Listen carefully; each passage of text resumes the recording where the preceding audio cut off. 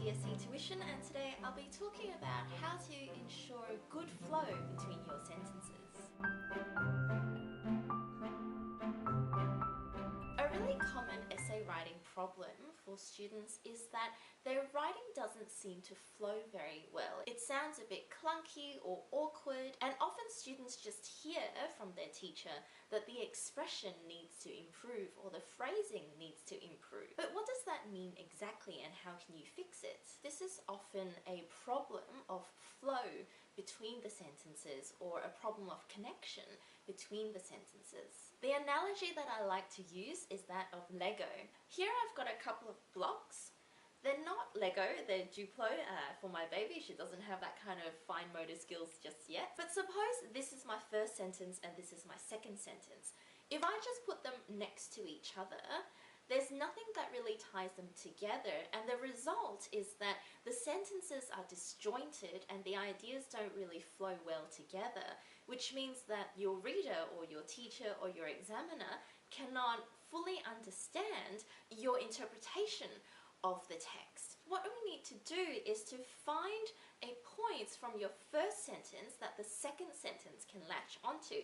In this case, I need to just slip it onto here. So finding that one idea from my sentence 1 so that I can use it to launch into my sentence 2. I've got an example here from ATAR Notes. I'll put the link in the description box below. Here we have two sentences from an essay about the lieutenant or the lieutenant by Kate Grenville. And the student writes, "Furthermore, Rook and the other soldiers are always required to be ready to fight, because without the natives' cooperation, the existence of this colony will be threatened. The foreignness of this new land is certainly daunting to the colony, who are the first whites to explore and survive on the infertile ground, amongst strange animals and in the presence of hostile natives." Here we have that classic pairing of evidence and then explanation.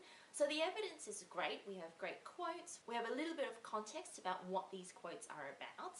And then in the explanation, we have those ideas of this new land being foreign, that it's difficult, it's a challenge. For the settlers, it's a very vulnerable existence that they're eking out. However, because in that second sentence, this writer launches straight into the explanation without any kind of reference back to the evidence that's been provided or even the context in which it's been provided, it's hard to understand the student's interpretation exactly. So my suggestion to this student would be that we grab an idea from that first sentence and name that first in the first half of sentence 2 before going on to explain the student's interpretation. I would suggest that the student go with something like this. The colony's survival rests on the white explorers' ability to overcome the foreignness of this new, seemingly infertile land, and on their ability to adapt to the strange animals and hostile natives. So in this rewrite, I've taken the idea from sentence 1, the colony's survival, and put that up front first to connect it to the last sentence, before going on to that idea of foreignness and new land. Once that connection has been established, the rest of the sentence flows much smoother. I haven't added any new ideas to this sentence, and I haven't changed the interpretation either. All I've done is added that point of connection at the beginning of the sentence so that the rest of the sentence rests in the context of that evidence.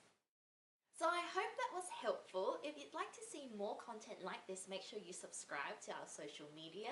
And if you'd like to get some one-to-one tutoring, please contact us and we can send someone out to you. Thanks for watching.